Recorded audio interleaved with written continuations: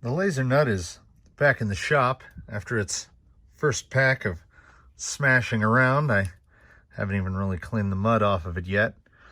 And I had mentioned that I was going to give some quick first impressions on it. The tires are pretty much perfectly suited for what this vehicle is intended to do. They don't have too much grip, and I think that's good. Because the stuff like the drive shafts, if it'll focus, look at that little guy in there. I have an SC8, which I've had for probably going on a decade now, which has roughly the same wheelbase as this guy. And everything in the SC8 is beefier. Like, it's big. That truck runs on 4S all day. And this thing says 3 or 4S, and I don't know if 4S is a thing I would do. I mean, not through that motor. The electronics are typical Spectrum in that the motor is fine. It's smooth enough. The low speed, you've got serious non-censored brushless cogging, which is fine. The speed control either needs recalibrated to the radio or fooled around with the programming box, which I happen to luckily have one, because the thing has almost no brakes, like none. And that 550 should produce enough power. I might have a 3674 around here free that I can swap in. I think the pinion is pretty good. If there's one glaring weakness, it's that the Spectrum servo is terrible. It can't even hold the wheels at an angle under throttle. Like if you go like that and you give it the gas, it's going to go that way. It's not going to go that way at all. So any servo would be a welcome replacement compared to that. And I also find the factory mounting of the receiver odd at best. I mean, everything else is pretty water resistant. That thing's just slapped onto the side of the servo retainer. I don't know if, like with some of the ARMA vehicles, how the spring in the servo saver is too soft and that kills a bunch of the steering. That might be it, that might not. It will be quick and easy to throw a different servo in here. I am going to try to do as little money spending upgrades as possible. Obviously, you can see from that view, this thing can really benefit from some mud guards here on the back, which I will just whip up real quick out of some plastic. So, mud guards, servo, whatever's going on in this center diff needs to be taken care of like immediately, because if there's any oil or fluid or grease in that, I can't tell. You can hold the front end of this thing down, like put your hand on it like that and give it throttle, and it will just put all the power to the back. Basically turns it into two-wheel drive. On a rig like this, I'm more comfortable basically with a spool in the center. So I'm going to put something really heavy in there in the hopes that it will go against what you would expect to happen, which tends to make the front end push. But this thing has monstrous push as it is. So I'm really going to tighten this up as much as I can. Get that servo out of here. Maybe slap a receiver box from something, but I'm not sure because this thing has AVC enabled. It's actually pretty cool. There's an AVC knob on the radio. I have it turned all the way down because if it was up, the steering would be even worse. But for real high speed cornering, I mean, AVC works. I'm not 100% sure this vehicle needs it, but I see some opportunity for really inexpensive, let's call them upgrades. So the first thing I'm going to address is this steering issue, and I'll go from there. All right, so fast forward a few minutes. I pulled the center diff out, cleaned out the silver fudge that was in there, and there was not a lot of it. I filled it about 80% of the way with 50,000 weight. I hooked up the old trusty Spectrum Smart Programmer box. The brake on this thing was set to 25%, which basically meant it was doing nothing. So I turned that up, and most importantly, replaced the, I mean, it's pretty good looking for a Spectrum servo, but I haven't looked it up, but the 614 does not make a lot of torque. And replaced that with the old venerable Airtronics 94851. That particular servo is three things. It is old. It has quite an enormous amount of torque and a lot of holding power. And it is not fast. I think it's like 0.23 seconds at 60 degrees. But I don't think this is a rig that is going to particularly benefit from having a lightning fast steering servo. So that uses the Airtronics uses the same spline as the Spectrum, so it just dropped right in. So let's take it out and whip it around and see if it's any better. Any steering problems it has now, I kind of chalk up to the fairly bad OE RTR setup. Mashing around on flat ground, I guess it's sort of all right from the neutral, but the more I wheel it, the more the handling gets odd. I'm generally hooking that tire and rolling it off throttle, which is, as one would imagine, something kind of impossible to predict. I know now, voicing this over after I've already edited all the clips, that a big part of it is I genuinely feel that the shock springs were put on in reverse. But do you ever take it off any sweet jumps? Well, I mean, if that is what one would constitute as a sweet jump, in which I took a board, put it on a cinder block to see if this thing would even jump. And if it's jumping from 8 inches in the air, yeah, it does okay. But we asked for sweet jumps. So I got out the shovel and made something a little better. And that was one of the first launches off of it. And that compression of the front end and how far the rear end swung forward, terrifying. I can say, even right now at this point, it didn't break anything. There were no breaks during any of this, and I do mention in one of the other clips that it towards the end that it flies neutrally, and it kind of does. It does fly pretty flat, but if it starts to go nose high, and I give it a little dab of brake to it brings the nose down a lot. So I was lawn darting this thing, and then right here, watch the compression as it enters the jump. Just the front end fully bottomed out to where the rear end came off the ground. So some of the launches, not great. That's pretty good. That was a pretty smooth arc. But then I think I have another clip edited in where the weight transfer when it lands Yeah, that's just unadulterated horror. There was nothing I could do for that one.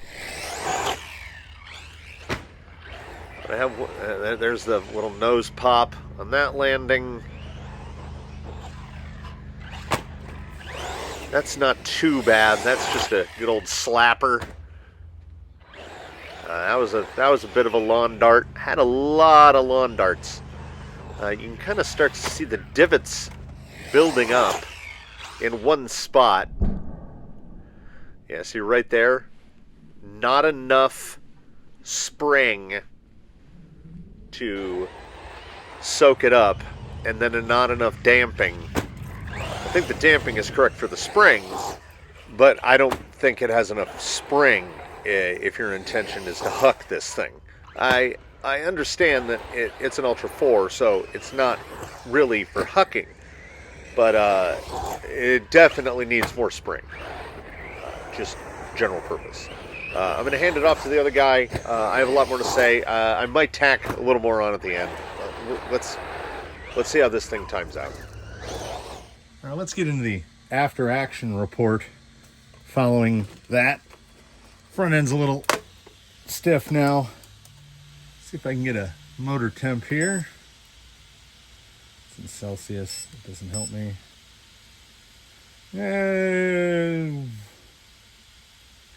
In the 150 to 160 area, which I think is fine. It's up to a 14 tooth from the stock 12. This is a 1900 kV Turnigy. This is the Spectrum that I just recently took out. I took some pictures of it, but I thought I would stop to compare. This is a 3660. This is a 3674. If you'll notice, when they're right up next to each other, the difference in can length is only maybe 7 or 8 millimeters. This is because Spectrum, this amount back here behind the grommet, that's nothing. Like, this is a cover to cover the bearing, and then they have the wires come out the top. Turnigy just has them sticking out the back. So I call it like a fake big block, because the can is actually longer than 60 millimeters.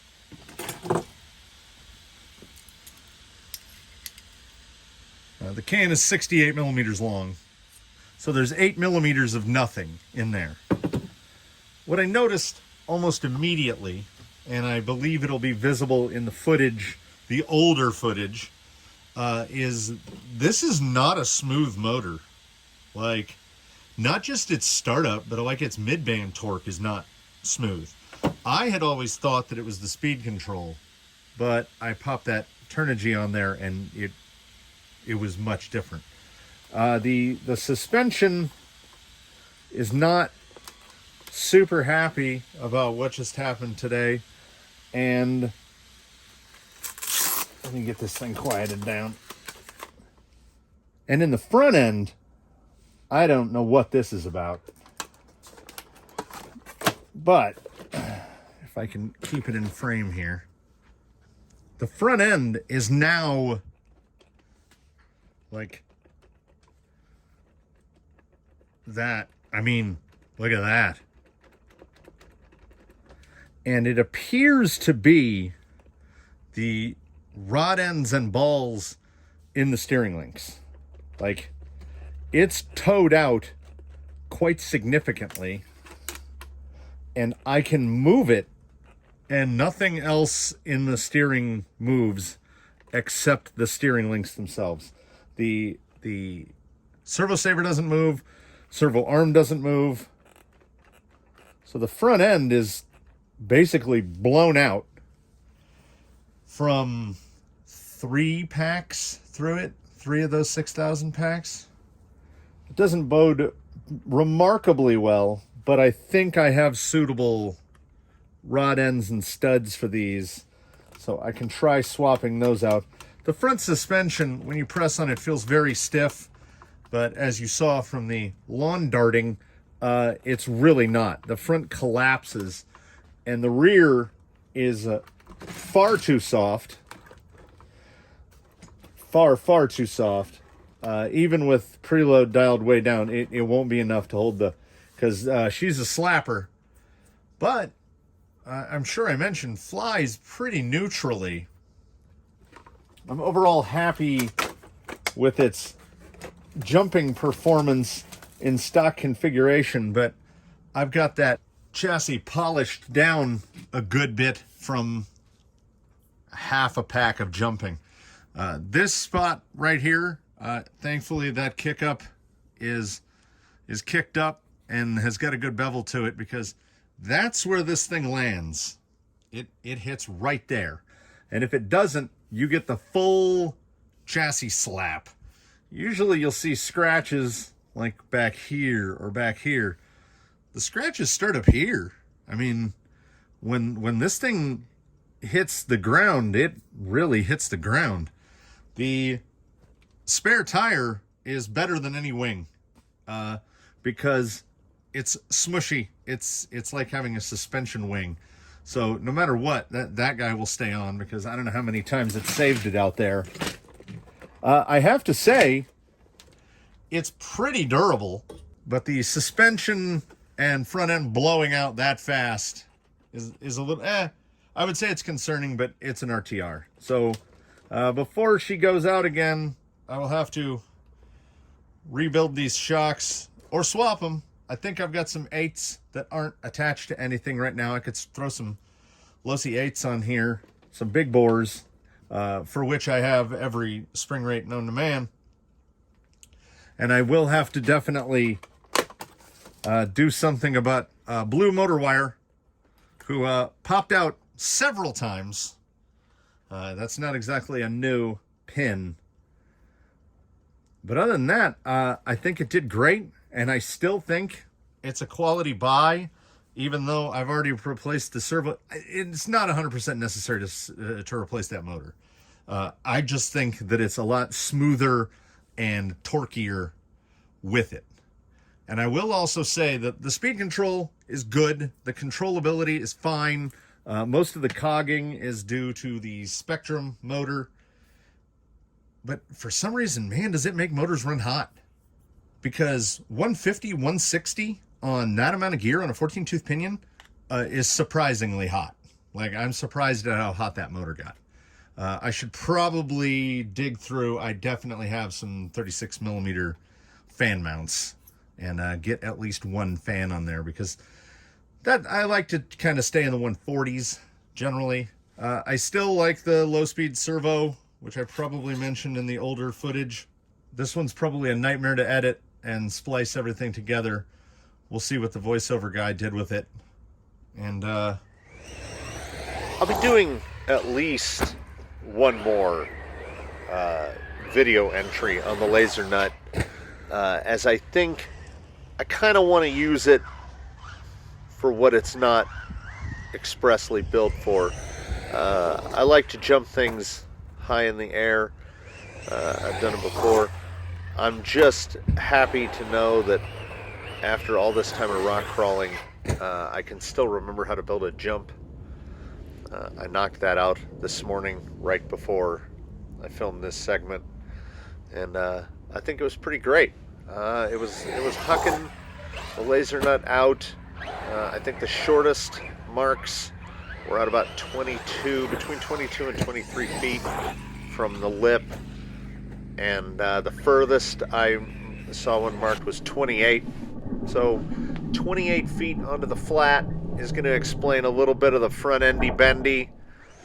But I think the platform so far has surprised me with its durability. I thought for sure I was going to break something. I'm not saying that I went out here to break something. I'm just saying that, I mean, usually when you're into this kind of stuff, that's what happens. Anyhow, I won't bore anyone with the process of whatever modifications go into it. We'll just get a little runtime on it for the next one, and I'll break down what all I did. And so far here, after the first proper shakedown video, I mean, I think it's still a good buy. I mean, it's the price of a Slash 4x4 Platinum, and I gotta say, it's definitely more rigged than that. So if you're looking for a Lasernut, not bad. I mean, I don't know if you'll be able to beat the the wood price I got mine on there around Black Friday times. But I'm not disappointed in it. It's going to take work, but not too much work. All RTRs take work. And I still like it. It's good looking. And I'm going to get it to handle better. So, finally, thanks for watching.